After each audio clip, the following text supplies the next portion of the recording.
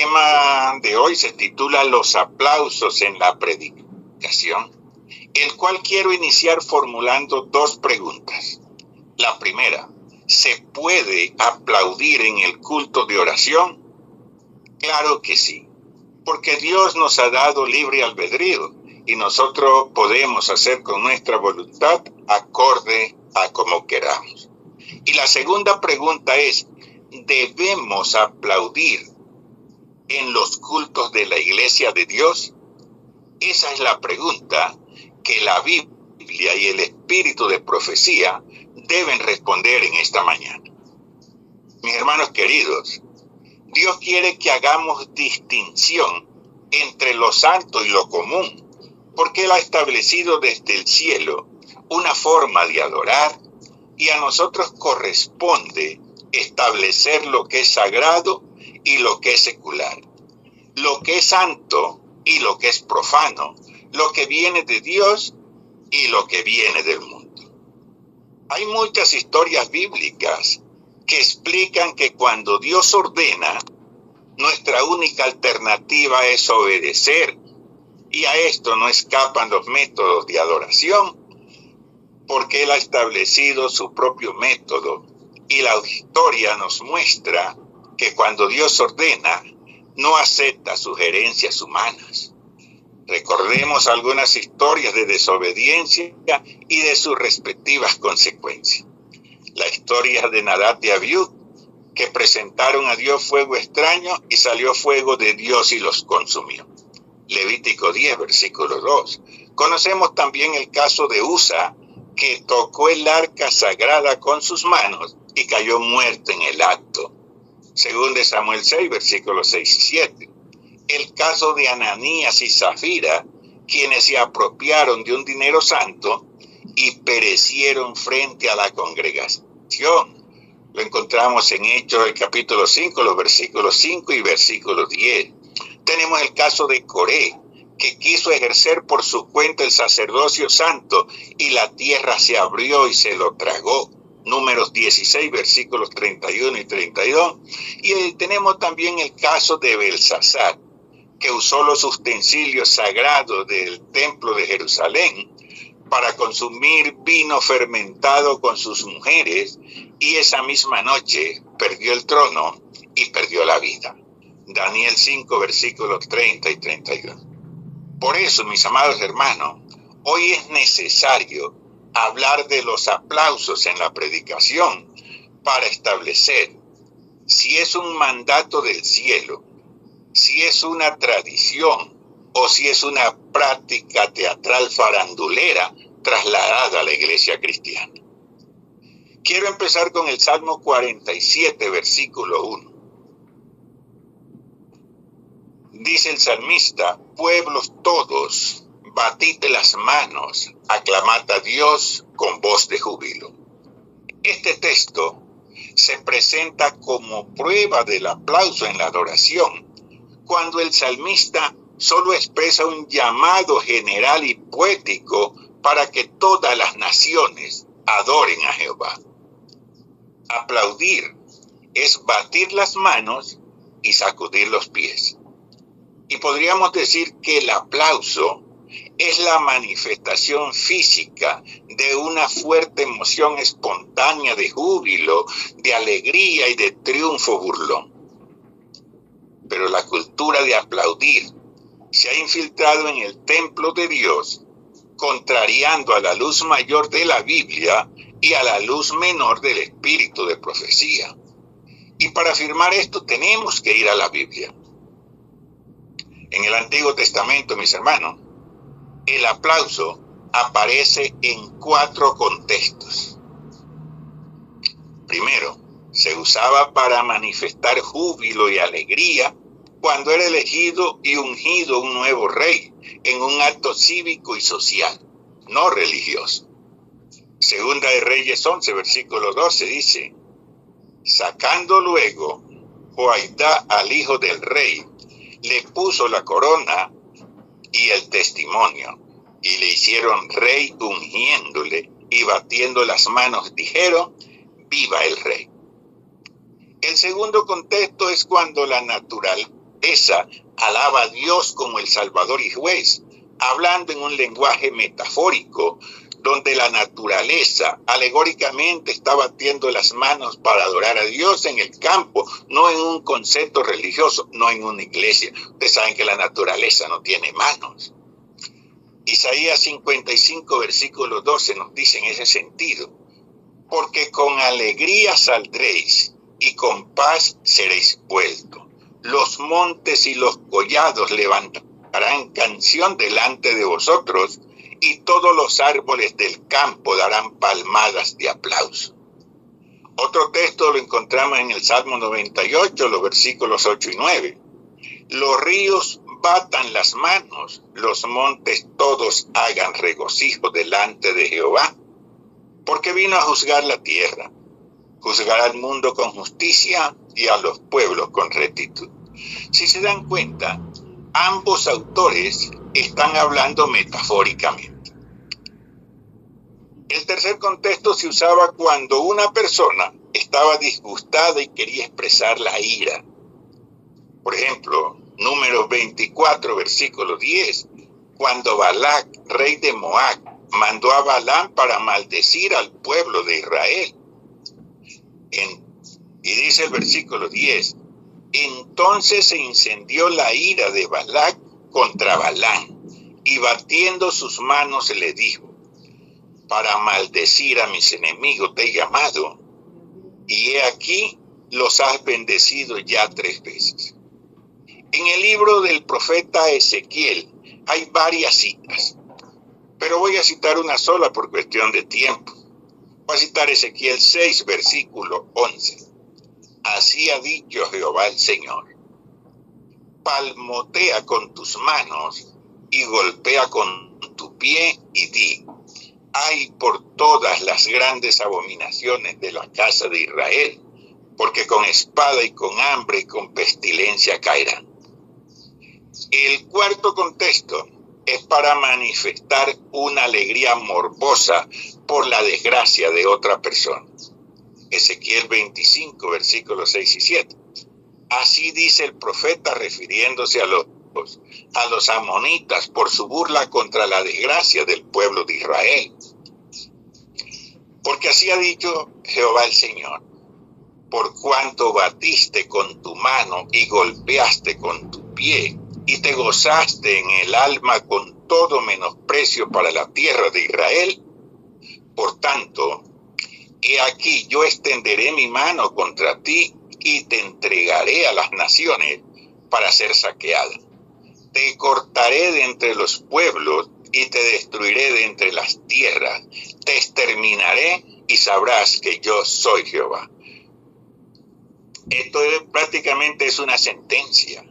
Otro texto de alegría morbosa lo encontramos en el libro de Nahum, en el capítulo 3, versículo 19. Dice: no hay medicina para tu quebradura, tu herida es incurable. Todos los que oigan tu fama batirán las manos sobre ti, porque sobre quien no pasó continuamente tu maldad. En el Nuevo Testamento, hermanos, no aparece la palabra aplauso, pero toman la palabra del Antiguo Testamento y la sacan de contexto, porque simplemente les conviene para sabotear la adoración. Muchas veces justificada en la cultura, las costumbres y la idiosincrasia de otras naciones. Escúchenme bien, mis apreciados. La cultura y la nacionalidad no determinan cómo se adora al Creador del universo. La adoración es transnacional y transcultural.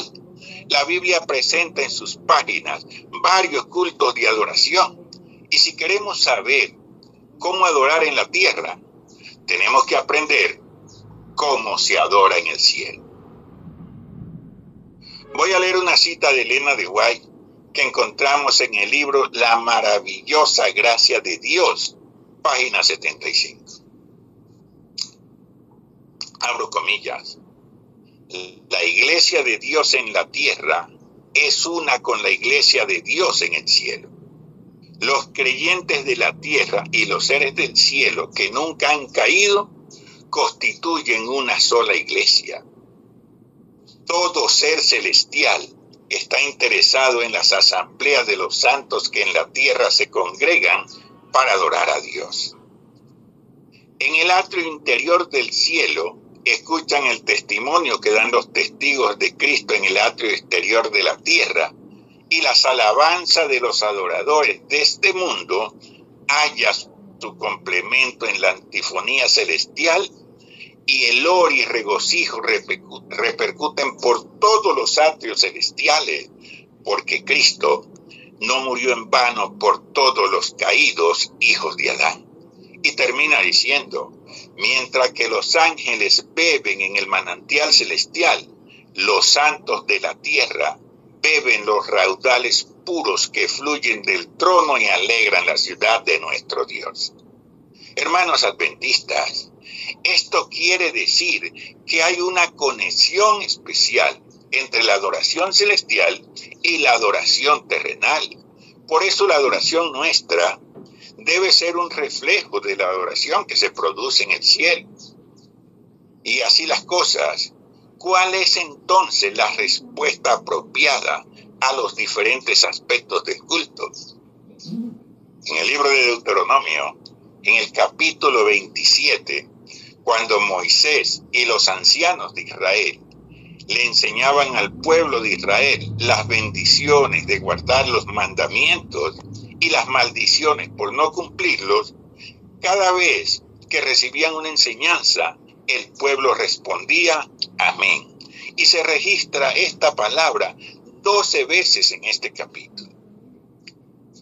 En Primera de Crónica, capítulo 16, versículo 36, dice la palabra de Dios: bendito sea Jehová, Dios de Israel, de eternidad a eternidad. Y dijo todo el pueblo, amén. En Nehemías 5:13, Nehemías está frente a la congregación y escuchan lo que le dice. Además, sacudí mi vestido y dije, así sacuda Dios de su casa y de su trabajo a todo hombre que no cumpla esto. Y así sea sacudido y vacío. Y respondió toda la congregación, amén, y alabaron a Jehová, y el pueblo hizo conforme a esto. En el Salmo 106, versículo 48, dice el salmista: bendito Jehová, Dios de Israel, desde la eternidad y hasta la eternidad. Y diga todo el pueblo, amén, aleluya. El salmista nos está llamando a aplaudir. Apocalipsis 7, ya esto es en el Nuevo Testamento, versículos 11 y 12. Y todos los ángeles estaban en pie alrededor del trono. Esto es un culto de adoración en el cielo. Y de los ancianos y de los 4 seres vivientes, y se postraron sobre sus rostros delante del trono y adoraron a Dios, diciendo, amén. La bendición y la gloria y la sabiduría y la acción de gracia y la honra y el poder y la fortaleza sean a nuestro Dios por los siglos de los siglos. Amén. No hay aplausos, hermano. Cuando el culto toca tu corazón, la respuesta debe ser amén y aleluya. No aplausos, ni alaridos, ni nada que rompa con la reverencia y ensalce al predicador. La Biblia relata una escena de adoración en el cielo mediante una visión que le dio al profeta Isaías cuando fue llamado al ministerio. Y la encontramos en Isaías capítulo 6, versículos del 1 al 3. Dice, en el año que murió el rey Usías, vi yo al Señor sentado sobre un trono alto y sublime, y sus faldas llenaban el templo. El profeta Isaías está contando su vivencia. Sigue diciendo, por encima de él había serafines, cada uno tenía 6 alas, con 2 cubrían sus rostros, con 2 cubrían sus pies, y con 2 volaban. Y el uno al otro daba voces diciendo, Santo, Santo, Santo, Jehová de los ejércitos, toda la tierra está llena de tu gloria. Si se dan cuenta, Los serafines son seres puros que están al lado de Dios y tienen tremenda reverencia en la adoración. ¿Cómo debería ser entonces la adoración nuestra, que somos tremendos pecadores? El aplauso, mis hermanos, rompe la reverencia y puede convertir la predicación en un espectáculo. El aplauso promueve la vanidad y encamina a la congregación a buscar la aprobación de los predicadores, dándole a ellos la gloria que solo le corresponde a Dios, relajando lo sagrado del culto y poniendo la adoración del Dios creador y redentor del universo al mismo nivel de un espectáculo de circo o de una presentación artística mundanal. Muchos profesos cristianos, entre ellos adventistas, dicen que la Biblia no prohíbe los aplausos en el acto litúrgico del sermón, y tienen razón. Pero la Biblia tampoco prohíbe la celebración de la Cuaresma. La Biblia no prohíbe que usted guarde el domingo. La Biblia no prohíbe que usted bautice un bebé por aspersión. La Biblia no prohíbe el celibato. La Biblia ni siquiera prohíbe que usted cometa pecado. Y no por eso hay que cometerlo. Escúchenme bien lo que les voy a decir. Roma y el papado empezaron por ordenar lo que Dios no había prohibido, como la adoración en domingo, y acabó prohibiendo lo que Dios había ordenado explícitamente, entre ellos la adoración del sábado. Muchas personas hoy día van a las iglesias, hermanos, buscando emociones mundanales, y los aplausos los estimulan. Permítanme leerle una cita de Elena de White que encontramos en El conflicto de los siglos, en la página 516. Dice la sierva del Señor: los reavivamientos populares son provocados demasiado a menudo por llamamientos a la imaginación que excitan las emociones y satisfacen la inclinación por lo nuevo y extraordinario. Sigue diciendo: los conversos ganados de este modo manifiestan poco deseo de escuchar la verdad bíblica y poco interés en el testimonio de los profetas y apóstoles. El deseo religioso, que no revista un tanto sensacional, no tiene atractivo para ellos. Un mensaje que apela a la fría razón no despierta eco alguno en ellos. Este tipo de profesos cristianos dicen que lo único que les interesa es Cristo. Pero si no tienen sana doctrina, hermanos, serán víctimas de la falsificación que Satanás hará de la segunda venida de Jesús. Si no conocen la doctrina del estado de los muertos, por ejemplo, se le van a aparecer demonios trayéndoles mensajes bonitos de familiares fallecidos enviados supuestamente por Jesús. Pero volvamos a los aplausos. ¿Qué dice la hermana Elena de White? Pero hermano, curiosamente la sierva del Señor nunca emplea esa palabra para describir algo que se hace en el culto, y casi siempre presenta el aplauso con una connotación negativa, como algo que se debe evitar, porque el aplauso genera engreimiento y autosuficiencia en el expositor, llevándolo a pensar que la gloria les pertenece a él y no se las traslada a nuestro Dios. Escuche esta cita de la pluma inspirada, que día a día cobra mayor vigencia en nuestra iglesia, y que la encontramos en Joya de los Testimonios, tomo 1, página 320.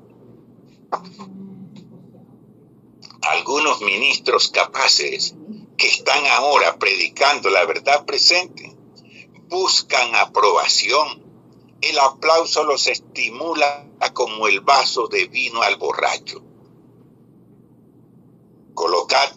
Lanza un reto: colocad a estos ministros frente a una congregación pequeña que no promete citación especial ni provoque oposición definida, y perderán su interés y perderán el celo y parecerán lánguidos en la obra, como el bebedor cuando se ve privado de su dosis de bebida.